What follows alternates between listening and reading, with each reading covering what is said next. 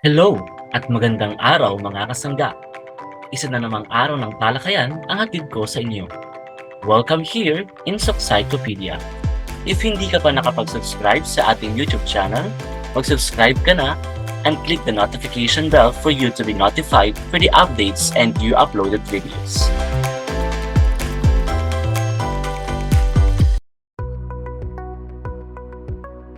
Good day, our dear great students.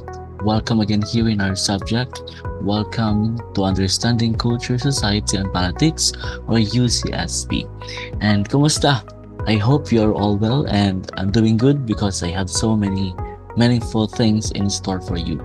But before we formally begin with our new lesson, particularly with the different evolution of our society, allow me first to introduce to you the learning objectives that you should be able to learn after this lesson. Our day 4 will focus on the understanding society as a group of people sharing a culture, and our objectives are explain and describe the four major stages in the origin of the society and identify the implications of the four major stages in the origin of society in today's generation. So without further ado, let's start our discussion.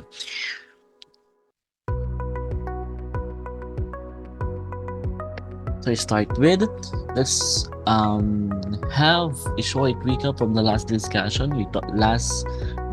We talked about what is all about culture, what is all about society, and what is all about politics. And we all know that culture is a collection of the values, behavior, attitude, material, non-material of that person.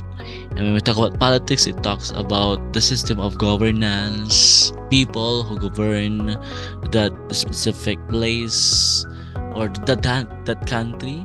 And when we talk about society, it talks about it is a group of people shared a common culture. Okay, and today we will discuss the different stages of the origin of the society. A society is a group of individuals involved in persistent social interaction, or a large social group sharing the same spatial or social territory, typically subject to the same political authority and dominant cultural expectations. So that is all about society. And in addition, when we talk about society, it is an organized group of persons associated together for religious, benevolent, cultural, scientific, political, patriotic, or other purposes. In a society, we have different kinds or different origins of our society. First is we have the hunting and gathering society, followed by the horticultural society. Next is the agricultural society, and last is none other than the industrial society. So, bakit kayo nauna itong hunting and gathering sa so horticultural, agricultural, and industrial society? Okay, at ano ang koneksyon ng bawat isang ano ang koneksyon ng bawat society na ito, at bakit ano ang magiging epekto nito o naging epekto nito sa mga tao? Okay, let's start first with hunting and gathering society. So under hunting and gathering society, it is a primary situation or institution is the family, okay, which decides how food is to be shared and how children are to be socialized, and which provides for the protection of its members. They use simple technology to hunt animals and gather vegetation for survival. They use bow and arrow, and under hunting and gathering societies, they use the terms the Paleolithic and the Neolithic. When we talk about Paleolithic, paleo means old and lithic means stone. So sa panahon na ito ay gumagamit pa sila ng mga lumang mga bato. Okay, yung mga normal lang na mga bato. Pero dumating yung time na kung saan parang hindi namamatay yung mga hayop kapag binabato namin sila. So ginawa nila, pinatulis nila itong mga bato at tumalim ang mga bato, at dito na pumasok yung salitang Neolithic, or Neo means new and Lithic means stone. So when we talk about Neolithic, it talks about the new Stone Age. And under hunting and gathering, we have the headman and of course the shaman as their spiritual leader. Okay, and under din ng hunting and gathering, they are so-called nomads or nomadic. Why? Because they don't have a permanent address.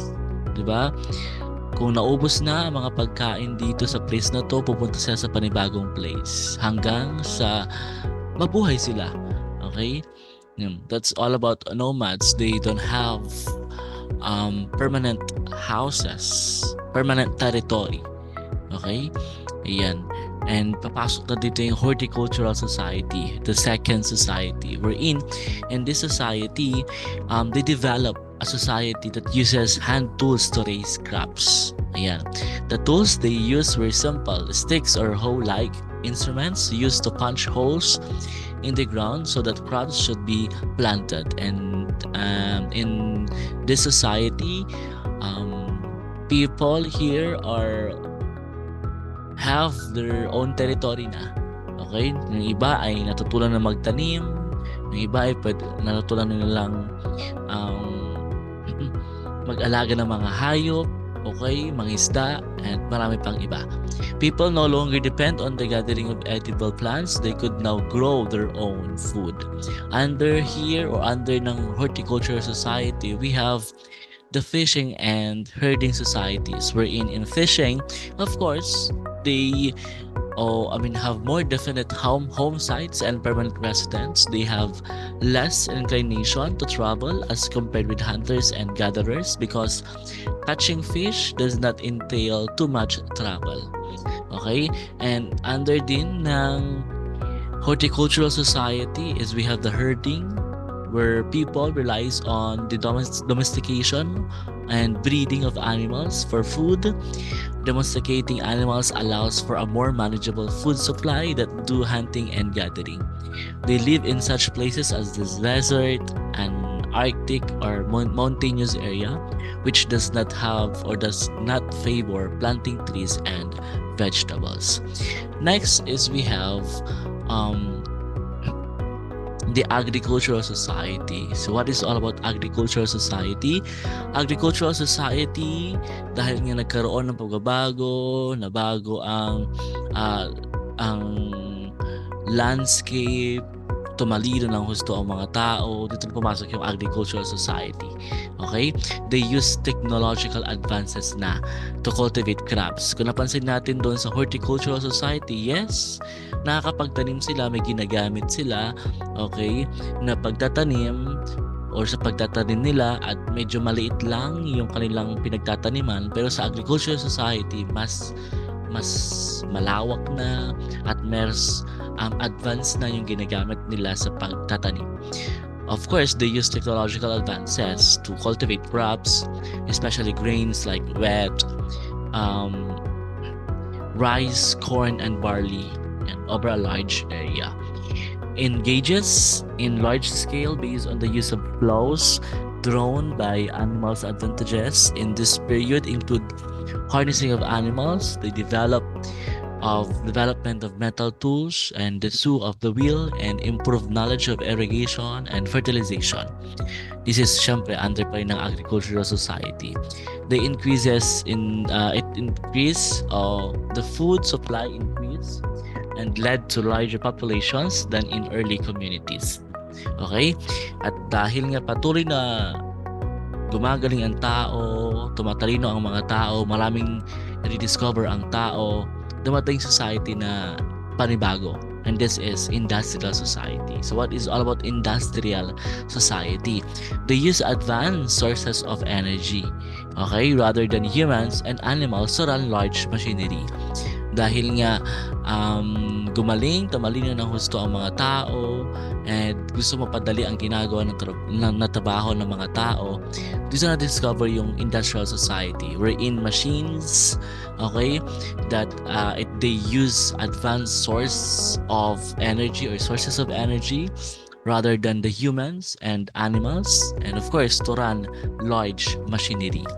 People and goods traveled much longer distances because of innovations in transportation, such as sa society na ito, meron na tayong train and the steamship. Rural areas lost population because more and more people were engaged in factory work and have to move to the cities. And fewer people were needed in agriculture, and societies become urbanized, which means that the majority of them ay nawalan ng trabaho. Okay? Ayan. Kasi syempre, mas pupunta sila sa mas industrialized or mas developed na place na society. So, bakit kailangan ko pang pumunta o bumalik dito sa aming society na pagtatanim? Samantalang, mas marami pang opportunities, di ba? Sa mga industrialized places or countries. Okay? And that's the four origin of our society. Okay, the four stages of the origin of our society, and I believe that we are now transitioning to the new society wherein this is we are transitioning to the post-industrial society where people discovered not only machinery but of course robots. Ayan, dating yung panahon, sabi nga nila na mawawalan na ng trabaho ang mga tao kasi robots na ang gagawa. Okay? So we are now transitioning to that kind of society, the post-industrial society. And ano ang nangyari o ano ang mangyayari sa mga tao kapag nagbago ang ating society? Okay? Because change is constant, change is inevitable, and there is only one thing that cannot be changed. We don't have choice but to embrace and to accept change. Kasi kung hindi natin itatanggapin ang change at i-embrace ang change, that's useless. Ikaw din ang kawawa at the end of the day. Okay? So, let's challenge ourselves. Let's admit, let's accept, and let's embrace change. Okay? Ayan. And I think that's the end of our discussion. Hope you understand our lesson for today, and see you in our next video discussion. Thank you, and mabuhay kayong lahat.